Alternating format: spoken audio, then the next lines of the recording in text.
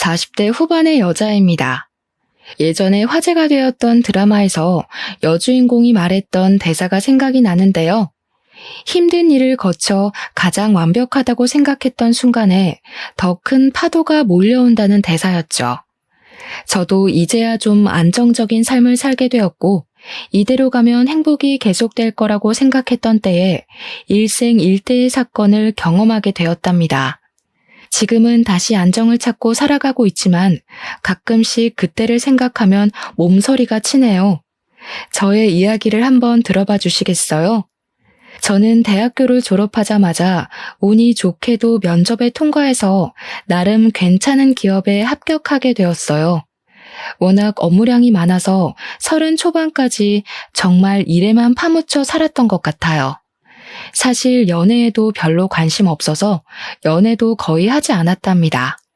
야근이 잦아서 거의 회사 동기들과만 지내다 보니 비슷한 나이대라 그런지 똘똘 뭉쳐 다니게 되더라고요.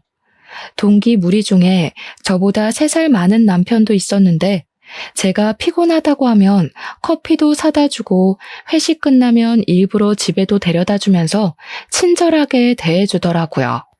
그래서 점점 호감이 생기게 되었고 서로 자연스럽게 사귀는 사이가 되었답니다. 저는 회사 사람들 몰래 연애를 하고 싶었지만 남편이 초반부터 너무 티를 내는 거예요. 그래서 얼마 되지 않아 동기들이 다 알게 되었고 어느새 공식 커플이 되었죠. 미래에 어떻게 될지도 모르는데 함께 회사에 다니니 상사들도 자꾸 농담을 하고 동기들도 눈치를 주기 시작하더라고요. 너무 불편해서 남편에게 둘 중에 한 명이 이직하지 않으면 이 관계를 끝내겠다고 엄포를 놓았죠. 남편도 저에게 푹 빠져 있을 때라서 열심히 다른 곳을 찾아보더라고요.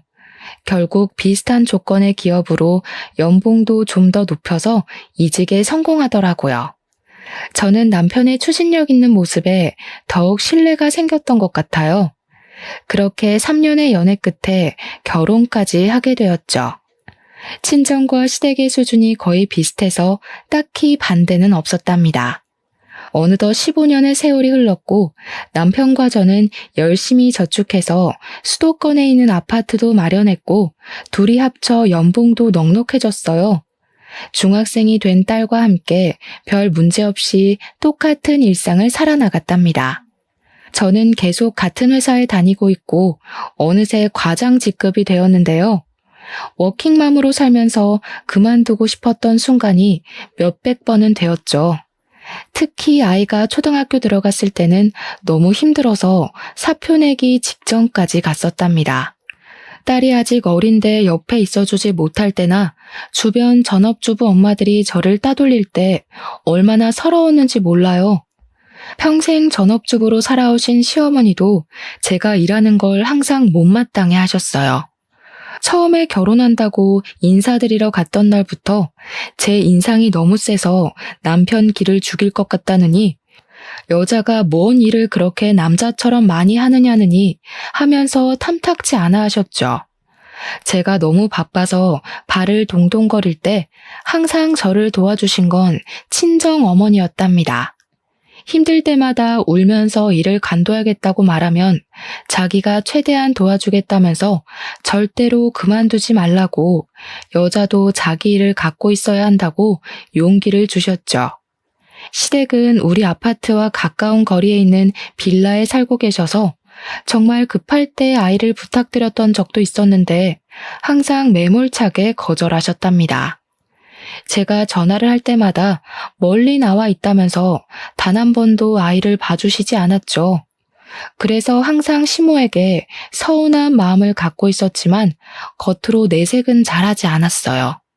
왜냐하면 명절이나 제사 때에도 늦게 가는 날이 많고 시댁에도 자주 찾아가진 못해서 죄송한 마음이 있었거든요.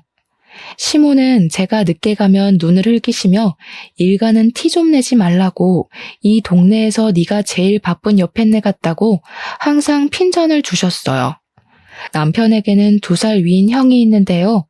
제 손이 동서인 형님은 남편과 동갑이고 우리 딸과 같은 나이의 아들이 한 명 있답니다.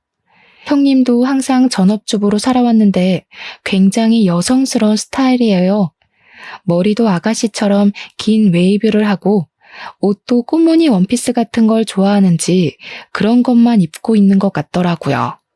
사실 아주버님이 중소기업에 다니시는데 세 식구 살기에는 연봉이 좀 부족할 것 같은데요. 형님은 저만 보면 생활비가 모자란다고 아들이 학원비가 없어서 다니질 못한다고 그런 소리를 항상 하시더라고요. 솔직히 저 같으면 아르바이트라도 할 것 같은데 자기는 현모양처라서 집에서 살림하는 게 제일 좋다면서 일은 못할 것 같다고 하는 게 아니겠어요. 그럼 돈이 부족하단 말은 안 해야 되는데 항상 앓는 소리를 하니까 듣기가 좀 거북하더라고요. 저는 성격이 좀 사무적이라 그럴까요? 딱딱한 편이라 시모에게 살갑게 구는 걸 잘 못하는데 형님은 시모에게 아주 애교 있게 대하고 부를 때도 엄마라고 불렀답니다. 둘 사이가 어찌나 좋은지 모르는 사람들이 보면 모녀 사이로 알 정도였죠. 둘 다 전업주부로만 살아서 그런지 통하는 게 많아서 저는 대화에 껴도 없는 사람 취급 당할 때가 많았죠. 형님은 요리에 대한 자부심도 엄청나서 명절에도 시모와 장 다 봐서 음식도 거의 다 하곤 했어요. 항상 미안한 마음이 있어서 제가 장 보는 비용을 다 대고 따로 돈봉투도 챙겨드리기도 했죠. 형님은 저보다 자주 시댁에 찾아가는 것 같았는데 장아찌며 밑반찬을 다 해다 주는 것 같더라고요. 예전에 주말에 갑자기 전화가 와서는 우리 아파트 근처라면서 밑반찬 주러 왔다고 한 적이 있어서 좀 놀란 적이 있어요. 그때 형님이 집에 한번 와보고 아파트 평수가 넓어서 충격을 좀 받았던 모양이더라고요. 형님은 신혼 때부터 오래된 빌라에 살고 있어서 새로 분양받은 아파트를 보여주기가 좀 불편했거든요.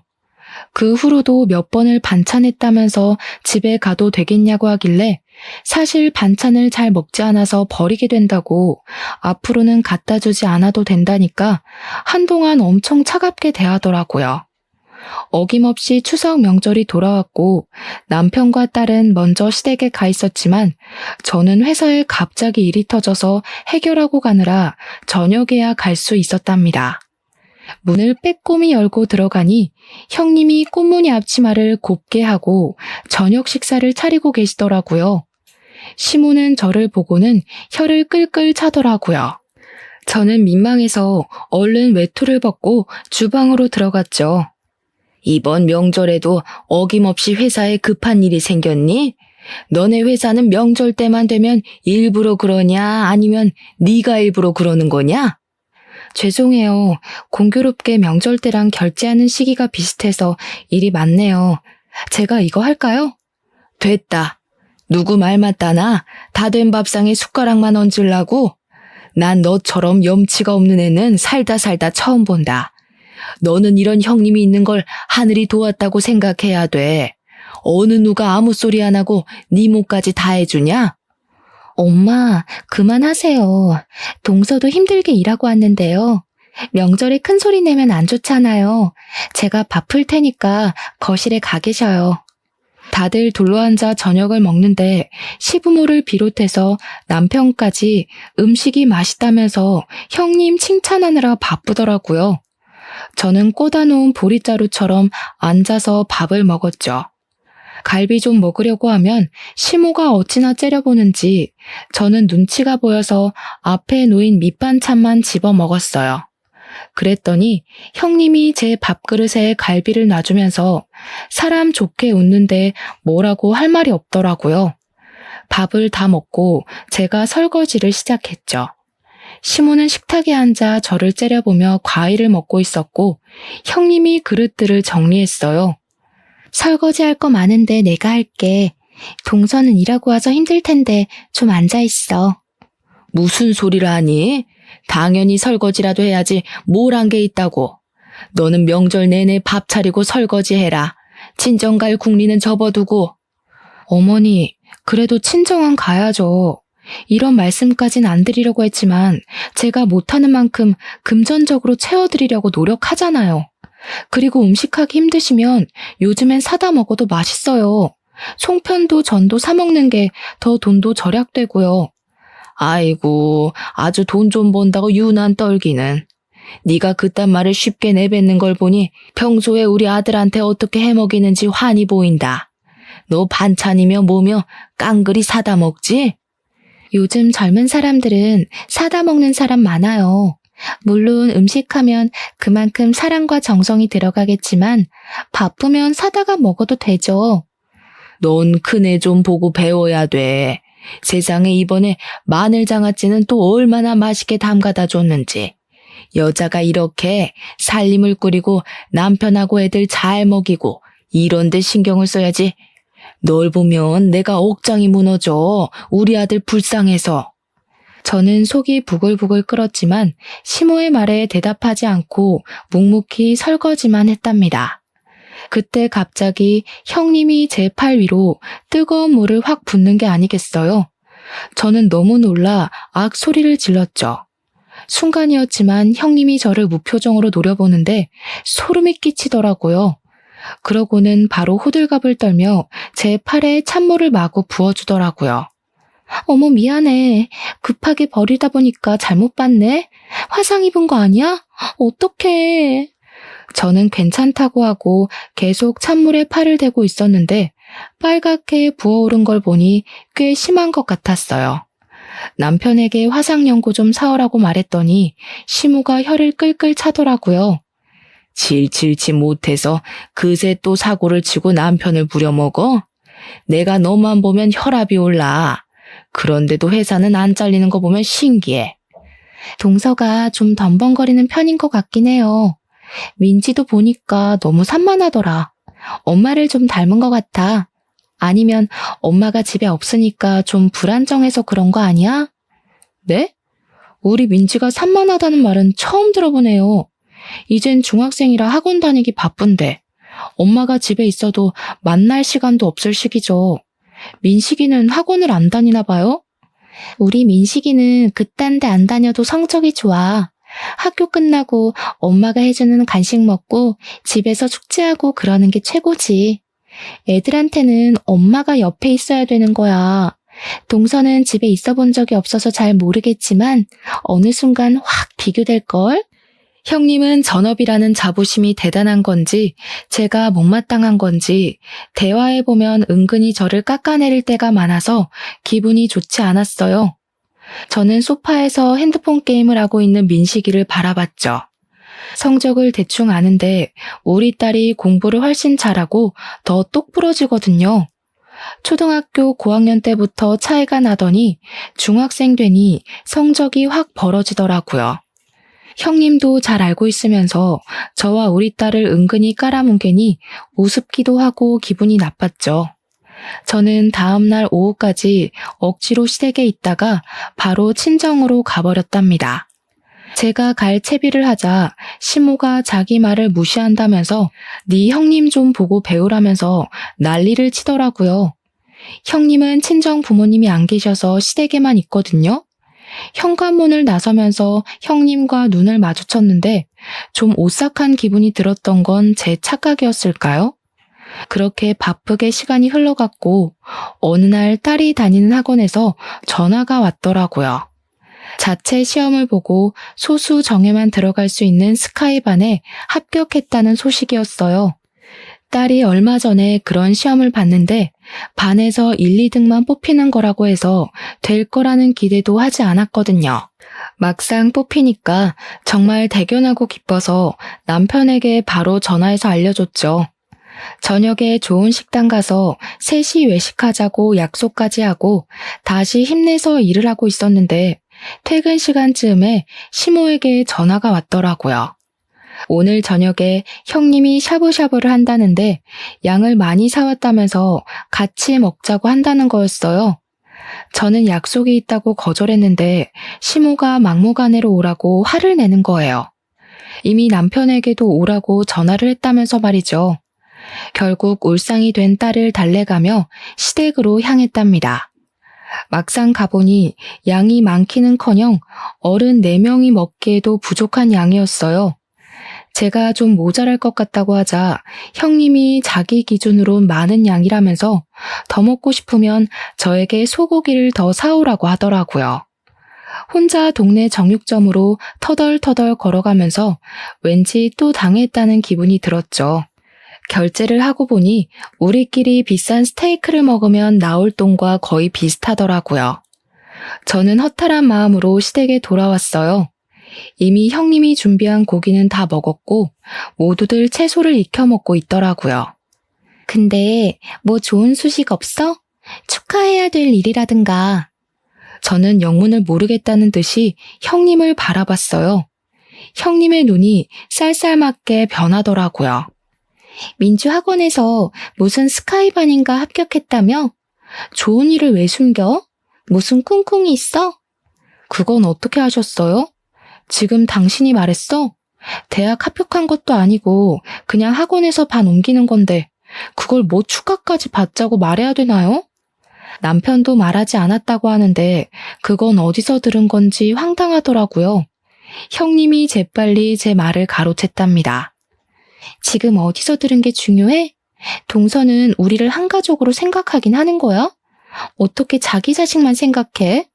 우리 민식이는 불쌍하지도 않아? 민식이는 학원 안 다녀도 집에서 숙제하고 공부 잘한다면서요. 엄마가 옆에서 봐주는 게 최고라면서요. 동서, 나를 얼마나 우습게 보면 이렇게 말대답을 또박또박해? 나 자네 형님이야. 내가 이렇게까지 말했으면 학원에 말을 해서 민식이도 좀 같이 할 수 있게 도와주는 게 당연한 거 아니야? 야, 너는 뭐가 잘났다고 손이 동서를 무시해? 민식이는 우리 집 장손이야. 장손이 잘 되게 도와주는 게 당연한 거지. 당장 민식이도 같은 반에 넣어서 공부시켜줘. 저는 학원에 이미 다니는 학생들만 기회가 있는 거라고 설명했지만 도무지 말이 통하지 않더라고요.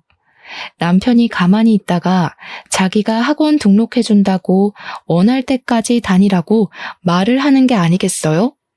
저는 놀라서 남편을 봤는데 저를 차갑게 외면하더라고요.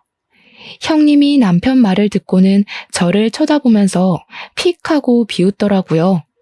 근데 그게 순간이라 다른 사람들은 보지 못하는 것 같았어요.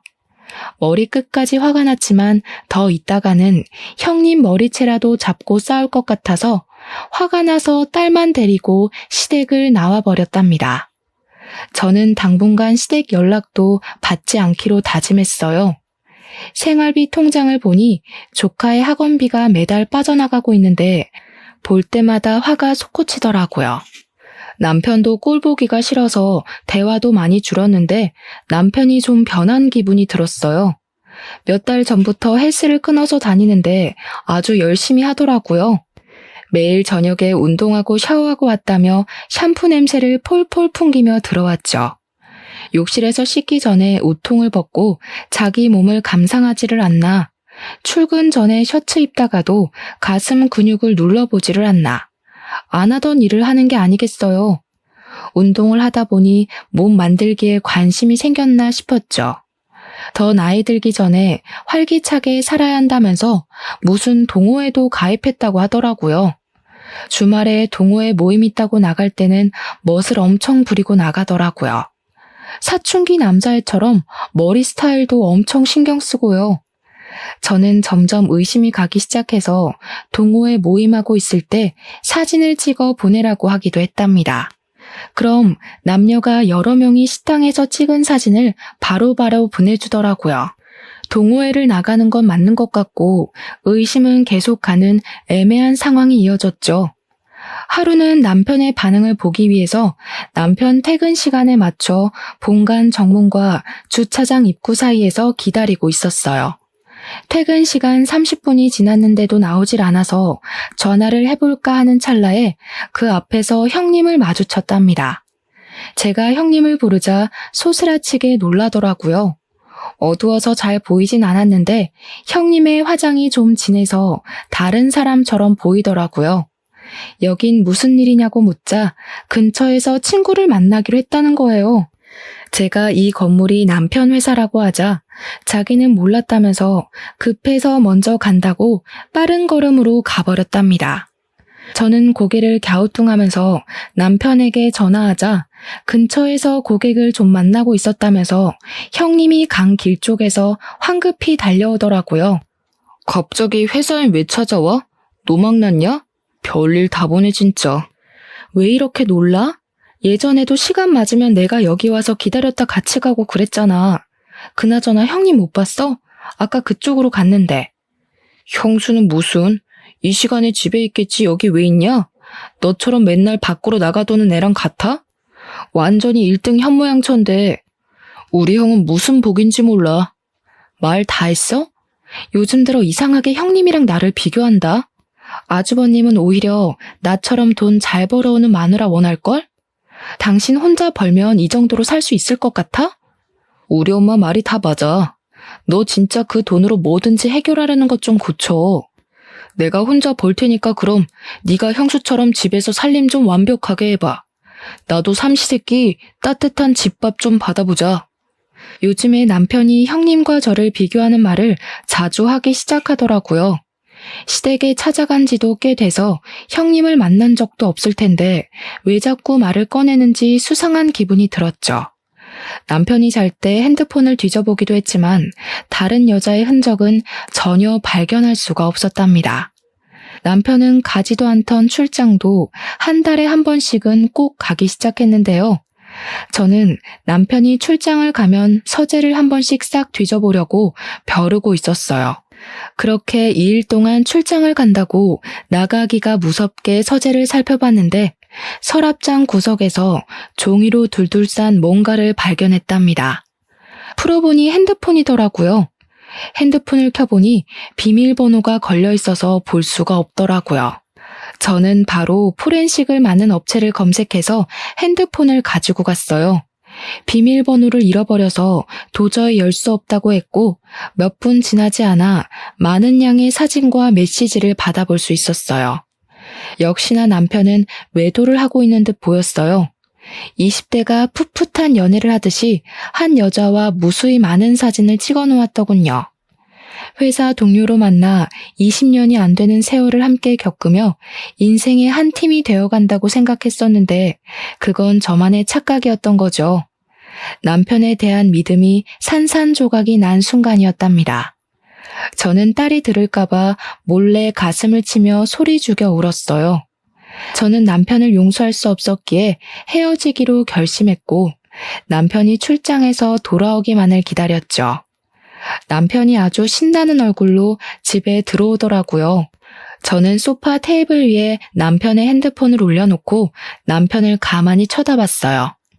핸드폰을 발견하곤 순식간에 얼굴이 굳어지더라고요. 그러더니 얼른 핸드폰을 휙 채가버리더군요.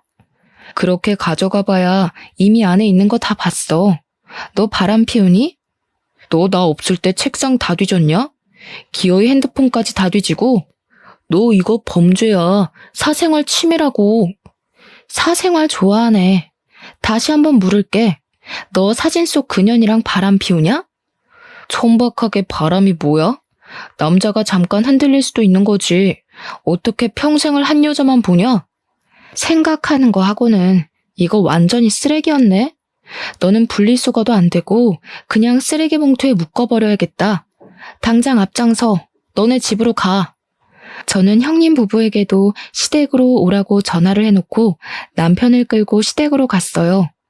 들어가자마자 남편이 바람 피운다고 나는 용서할 수 없으니 이혼할 거라고 말했죠. 남편이 이혼까지는 생각을 안 했는지 놀란 눈으로 저를 바라보더라고요. 이 야밤에 시댁에 쳐들어와서 경박하게 이혼 얘기나 해대고 남자가 한번 실수할 수도 있지. 보니까 남편 말도 제대로 안 들어본 모양인데 어른들 앞에서 뭐 하는 짓이야? 역시 어머니가 그렇게 나오실 줄 알았어요. 아들이 잘못을 했으면 혼을 낼 줄 알아야지. 이 와중에도 아들 편을 드세요? 저는 다른 여자랑 그런 사진 찍어대는 남자랑은 더는 못 사니까 그렇게 아세요. 어머, 이게 무슨 일이야? 사진은 무슨 얘기야? 하긴 바람 피우는 상대랑 더는 못 살지. 어떡해.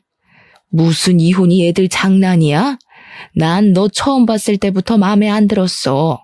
맨날 회사 그러면서 시댁을 우습게 보고 말이야. 네가 한 번이라도 시부모 밥을 차려준 적 있어? 며느리 노릇도 한 번도 안 해본 게? 지금까지 매달 용돈 빠짐없이 드렸어요. 어머니는 맨날 돈으로 퉁친다고 하는데요. 육아휴직하고 돈 없을 때도, 아파트 이자 내느라 빠듯할 때도 꼭 어머님 용돈은 챙겨드리려고 제가 얼마나 노력했는지 아세요? 친정에는 용돈 드리지도 않는 거 어머니도 아시잖아요. 또 그놈의 돈으로 유세 떠네. 니까짓 게 얼마나 번다고. 야, 됐어. 우리 아들하고 당장 이혼해. 어디서 천박한 게 들어와서 이런 분란을 만들고 난리야? 보고 있던 남편이 머리를 마구 쥐어뜯으며 소리를 지르기 시작하더라고요. 아주버님이 형님을 말리고 형님은 저를 또 무표정으로 쳐다보고 있더라고요. 저는 무시하고 시댁을 나와버렸죠. 딸이 한창 민감한 나이라 어렵게 말을 꺼냈는데 다행히 저를 따라오겠다고 하더라고요. 어차피 이혼하려면 시간이 걸리기에 모든 게 끝날 때까진 흔들리지 말고 일상을 살아나가기로 결심했죠. 남편과 계속 얼굴을 보며 사는 건 정말 힘들더라고요. 남편은 매일 저에게 이혼은 안 된다고 했지만 저의 마음은 변하지 않았죠. 회사에는 아무런 내색도 안 하고 다녔지만 저에게도 참 힘든 시간인 건 마찬가지였답니다. 하루는 평일에 쉬게 되어 동네 카페에서 오랜만에 친구를 만나기로 했어요. 커피 한 잔 시켜두고 친구를 기다리고 있는데 멀찍이 떨어진 자리에 형님이 앉아 있더라고요. 그런데 형님답지 않게 또 진한 화장을 하고 있더라고요. 옷을 보니 미니스커트를 입고 있어서 놀랐죠. 어찌나 친구와 깔깔대며 크게 웃는지 카페 안에 사람들이 다 쳐다볼 정도였답니다. 저는 누구와 저렇게 얘기하나 싶어 형님 맞은편에 벽에 가려진 자리로 옮겨 앉아 보았어요. 알터니가 빠지니까 얼마나 속이 시원한지 몰라. 그동안 그 쌍판 보느라 얼마나 재수가 없었는지. 다 네 덕이다 얘. 서로 돕고 사는 거지. 나도 네 덕에 수입이 쏠쏠했어. 아주 사달라는 대로 다 사준다니까. 이혼은 안 한다고 해놓고 너를 계속 만나는 거 보면 그 인간도 보통은 아니라니까. 내가 그만큼 잘해주니까 그런 거지. 아직 빼먹으려면 한참 남았어. 네 이거는 언제 도착한대? 저는 새끼손가락을 올리며 천박하게 웃고 있는 형님의 친구를 슬쩍 바라봤어요. 그 순간 누가 뒤통수를 때린 듯이 번쩍 하더라고요. 바로 남편의 상간녀였던 거죠. 저는 어지러워진 머릿속을 정리해 보려고 했죠. 물론 제 육감은 모든 상황을 한 번에 꿰뚫고 있었고 저는 빨간 립스틱을 흉하게 바르고 낄낄대는 형님을 노려보았어요. 저는 얼른 둘이 같이 있는 사진을 찍어두었죠. 그때였어요. 한 젊은 남자가 껄렁하게 걸으며 형님 옆으로 다가오더라고요. 형님이 남자를 발견하고는 활짝 웃으며 팔짱을 끼고 바로 나가더라고요. 저는 바로 형님 뒤를 쫓았답니다. 저는 친구와 약속을 취소하고 어디론가 걸어가는 두 사람의 모습을 계속 카메라에 담았어요. 형님은 남자의 허리에 팔을 척 두르고 아주 신나서 걸어가더라고요. 두 사람이 들어간 곳은 카페에서 얼마 떨어지지 않은 거리에 있는 숙박업소였답니다. 저는 들어가는 모습을 동영상으로 찍어놓고 형님이 나올 때까지 기다렸어요. 역시나 몇 시간 후에 남자와 나오더니 그 앞에서 남자와 헤어지고 어디론가 바쁘게 걸어가더라고요. 저는 집으로 돌아와 형님에게 남자와 찍은 사진 한 장을 보내고 저녁 7시까지 우리 집으로 오라고 메시지를 보냈어요. 형님은 아무런 대답이 없었지만 7시가 살짝 넘은 시간에 초인종이 울리더라고요. 현관문에 들어서서 나를 째려보는 형님은 눈빛부터 달라 보였어요. 여태껏 봤던 살림 잘하고 여성스러운 며느리와는 딴판이더라고요. 형님은 소파에 앉아 다리를 착 꼬고 어쩔 거냐는 눈빛으로 저를 보더라고요. 지금 집에 저밖에 없고 전 더 이상 그 집안 며느리도 아니니까 그렇게 바라보실 거 없어요. 아주버님 저녁 챙겨주고 오신 거예요? 몰라. 오늘 늦게 온대. 이제 우리 집안 사람도 아니면서 그딴 사진을 왜 보내? 뭐, 협박이라도 하게? 내 뒤라도 밟았어? 오늘 쉬는 날이어서 나갔다가 우연히 봤어요. 너무 놀라서 여쭤보려고 사진 좀 찍은 거고요. 놀랐는데 사진 찍을 여유까지 있고 역시 똑똑한가 봐. 그래서 나 바람 피운다고 우리 남편한테 말이라도 하게? 그 인간은 내가 둘러대면 깜빡 속아 넘어가.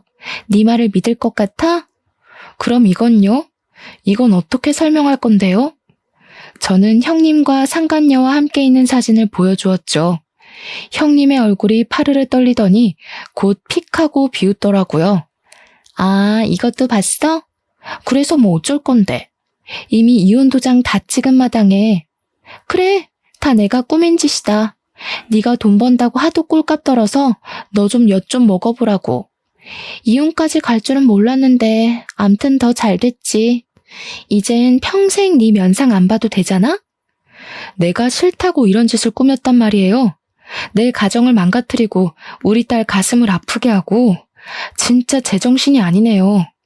나보다 나이도 어린 게 돈 좀 번다고 무시하고 네 딸 공부 잘한다고 무시하고 우리는 구질구질하게 사는데 너흰 해외여행이나 다니고 그러게 사람이 겸손해야지. 자랑질 좀 그만하고. 내가 언제 자랑을 했어요? 지금 보니까 민치 스카이반 간 것도 그 상간녀가 알려준 거네? 그렇죠. 남편 동호회 소개해준 게 형님이에요, 그럼? 그래, 불륜 모임인데 내가 40대 모임이라고 소개해줬어. 알려줘도 가는 남자가 있고 안 가는 남자가 있어. 네 남편도 그런 놈이니까 바람을 피운 거지. 내가 뭐 둘을 한 방에 묶어놨겠니? 어차피 북치고 장구친 건 네 남편이야. 형님은 저를 비웃으면서 주머니에서 담배를 꺼내 들더라고요. 그러고는 담배 연기를 저한테 훅 뿌려댔어요. 그때였죠. 방에서 시부모와 아주버님과 남편이 우르르 달려나왔어요. 그걸 본 형님 얼굴이 하얗게 질려서 담배를 툭 떨어뜨리더라고요. 시모가 대뜸 형님의 머리채를 잡고 흔들기 시작했죠. 아주버님도 형님의 뺨을 세게 때리고는 악 소리를 내며 절규를 하더라고요. 아주버님을 붙잡고 한탄하던 시모가 분이 안 풀렸는지 형님의 머리를 사정없이 때리더라고요. 형님은 소리도 못 내고 부들부들 떨면서 맞고만 있었죠. 감히 니까지 꽤 우리를 속여? 부모도 없는 거 불쌍해서 걷어줬더니만 아주 듣고 있으니 가관이네. 너 여태껏 몇 놈이랑 바람이 난 거야? 그것도 모르고 우리 불쌍한 큰아들 혼자 너 먹여 살리느라 그렇게 밤낮 없이 일하고. 인두껍을 쓰고 어떻게 이런 일을 벌일 수가 있어? 나 이혼시키려고 네가 작정하고 그년을 들이밀었단 말이야? 그것도 모르고 그 꽃뱀한테 여태껏 퍼준 게 얼마야? 네가 다시 다 돌려내. 네가 다 원상복구 해놓으라고. 남편이 형님 멱살을 잡고 거칠게 흔들다가 바닥에 철퍼덕 주저앉더라고요. 그러다가 제 다리를 잡고 애걸하기 시작했죠. 여보, 다 들었지? 저게 다 꾸민 일이라잖아. 솔직히 작정하고 들이대는데 안 당해낼 남자가 몇이나 되겠어? 내가 앞으로 죽은 듯이 당신 말만 들으면서 살 테니까 제발 이혼만은 하지 말자. 저 여자가 한 말 못 들었어. 그런 놈이니까 걸려들은 거라잖아. 틀린 말 없네. 내가 제대로 된 남자를 못 골라서 이런 사달이 났다는데 어쩌겠어. 내 결심은 변함없으니까 그렇게 알아. 저는 이미 저의 짐은 다 빼놓은 상태였기에 미련 없이 그 집을 나왔죠. 남편이 이혼에 동의하지 않아서 저는 소송 이혼으로 진행할 수밖에 없었답니다. 그리고 상간녀에게도 바로 상간녀 소송을 걸었고요. 변호사가 상간녀에 대해 알려주었는데요. 형님과 상간녀는 중학교 때부터 친했던 친구 사이라네요. 소위 말하는 문제아 시절을 함께 보냈고 동네에서도 사고를 많이 쳐서 아주 유명했다고 하더라고요. 우연치 않게 아주버님도 이혼 상담을 한다고 같은 변호사 사무실에 왔더라고요. 한 번 마주쳤는데 잠깐 이야기를 나눴죠. 따지고 보면 아주버님은 저보다 더 마음의 상처를 입은 피해자니까요. 형님은 현모양처가 꿈이었던 건지 과거를 숨기려고 그렇게 연기를 한 건지는 모르겠지만 아주버님이 일하는 동안 거의 매일 밖으로 나다녔고 바람도 숱하게 피웠다고 하더라고요. 형님이 우리 집과 비교하면서 돈 좀 많이 벌어오라고 그렇게 아주버님을 구박해서 밤에는 대리운전까지 다녀야 했었다네요. 너무 바쁘고 형님을 믿었기에 신경 쓰지도 않았었는데 이번 일로 시조카가 울면서 자기가 아는 건 다 이야기해 준 거라고 해요. 가만히 아주버님의 이야기를 듣고 있다가 전 남편 얘기를 꺼내려고 하기에 바쁜 일이 있다며 얼른 자리를 피해버렸답니다. 워낙 남편의 증거가 확실했고 남편도 반성을 해서 소송은 비교적 짧은 시간 안에 끝날 수가 있었네요. 아파트의 절반 가격을 받고 위자료도 받을 수 있었죠. 딸의 양육비도 매달 받는 것으로 판결이 났답니다. 저는 남편에게 받은 돈과 직장인 대출을 받아서 딸과 둘이 살 자그마한 아파트를 얻을 수 있었어요. 사실 이런 일에 휘말리고 이혼까지 하게 되면서 딸이 상처를 받을까봐 가장 걱정이 컸죠. 이제 자기도 컸다면서 엄마의 마음을 이해한다면서 오히려 저를 위로해주는 딸이 있어 좀 더 빨리 일상으로 돌아올 수 있었던 것 같아요.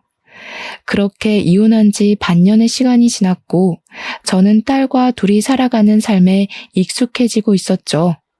어느 날 퇴근하고 집에 돌아오니 낯익은 신발이 현관 앞에 있는 게 아니겠어요? 그리고 아주 커다란 짐가방이 놓여 있더라고요. 놀라서 들어가 보니 역시나 시모가 떡하니 앉아 있더라고요. 그 옆에선 딸이 저의 반응을 보고 안절부절 못하고 있더라고요. 딸에겐 할머니니까 어쩔 수 없이 문을 열어주었겠죠. 저는 딸에게 괜찮다고 눈짓을 보내고 방에 들어가라고 했어요. 여긴 어떻게 알고 온 거예요? 아니, 어떻게 여길 올 생각을 하세요? 어미야, 내가 다 잘못했다. 내가 그 불려우한테 홀려서 진짜 나를 생각하는 내 며느리를 잃은 게 너무 한이 된다. 내가 이렇게 사죄하마. 시모는 제 앞에서 무릎을 꿇더니 양손을 빌기 시작하더라고요. 저는 시모를 억지로 끌어서 일으켰죠. 왜 이래요 이제 와서. 얼른 나가요. 경찰 부르기 전에. 또 찾아오면 진짜 가만히 안 있을 거예요? 애미야, 제발 나 좀 용서해 주렴. 내가 갈 데가 없어. 늙은 시어미가 길거리에서 자다가 죽었으면 좋겠니? 아니면 딱 한 달만 여기서 좀 지내게 해다오. 응? 이게 무슨 말 같지도 않은 소리예요? 누가 내 시어머니야? 나 같은 며느리 필요 없다고 내칠 때는 언제고. 나가요, 나가. 내가 진짜 갈 데가 없어서 그래. 첫째가 이혼하고 일도 때려치우고 맨날 술만 마셔. 나만 보면 집안 살림 다 때려 부수고 나가라고 소리를 질러서 내가 집에 있을 수가 없다. 아이고, 내 신세야. 그건 제 알바가 아니에요. 저는 더 이상 그 집하고 얽혀있는 사람이 아니라고요. 이 더러운 가방 갖고 당장 나가요, 당장. 저는 시모를 있는 힘을 다해 문 쪽으로 밀었죠. 시모가 신발장을 붙잡고 엉엉 울면서 버티고 있는 걸 보니 어이가 없더라고요.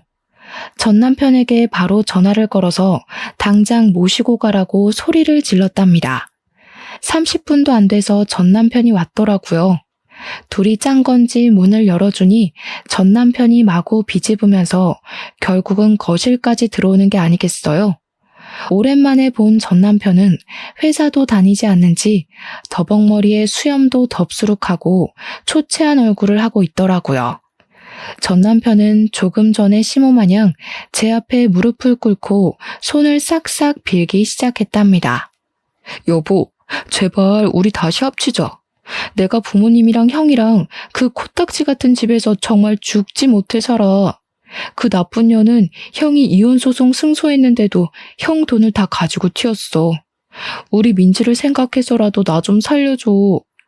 이혼한 뒤로 양육비는커녕 민지한테 전화도 한 번 안 한 게 무슨 아빠라고 내 딸 이름을 들먹여. 둘 다 이렇게 나온다 이거지? 전 남편의 행동을 보니 더하면 더했지 순순히 시모를 데려갈 것 같지가 않더라고요. 저는 동네 창피했지만 어쩔 수 없이 경찰을 불렀어요. 경찰들이 와서 남편과 시모의 팔을 잡고 달래며 문 밖으로 끌어내기 시작했답니다. 그때 경찰에게 잡힌 시모가 저한테 확 달려들면서 살려달라고 악을 쓰는 게 아니겠어요? 저는 너무 놀라서 뒤로 물러섰답니다. 아무리 봐도 정상적인 사람처럼 보이지가 않더라고요. 경찰이 시모와 이런저런 대화를 해보더니 아무래도 치매 환자인 것 같다고 말을 하더라고요. 저는 놀라서 전 남편을 쏘아봤는데 남편은 이미 다 알고 있었던 듯이 고개를 푹 숙이고 아무 말이 없더라고요. 시모는 아들 2명이 한꺼번에 이혼한 충격이 너무 컸는지 이상한 행동을 자꾸 하다가 결국 치매 판정을 받았다고 했죠. 전 남편이 갑자기 눈물을 절절 흘리면서 제 앞에 털썩 주저앉았답니다. 엄마가 당신한테 얼마나 미안하셨으면 치매 걸린 뒤로 당신밖에 기억을 못해. 맨날 당신 얘기하고 찾으러 가야 한다고 그러고. 당신이 우리 엄마 좀 용서해줘. 당신 없으면 나 죽어. 그니까 지금 내가 치매 걸린 너네 엄마랑 술만 먹어대는 아주버님이랑 엄마가 도망간 조카 데리고 너 보듬으면서 같이 살아달란 말이네? 돈도 내가 다 벌어오고. 너는 진짜 끝까지 쓰레기 짓을 하는구나. 이 양심도 없는 놈아. 당신이랑 우리 민지만 있으면 나 다시 예전으로 돌아갈 수 있어. 제발 나 좀 살려줘.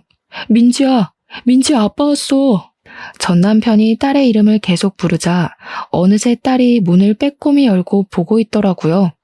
저는 얼른 방으로 들어가라고 소리치고 현관문을 닫아버렸어요. 네가 뭘 잘했다고 민지 이름을 입에 올려.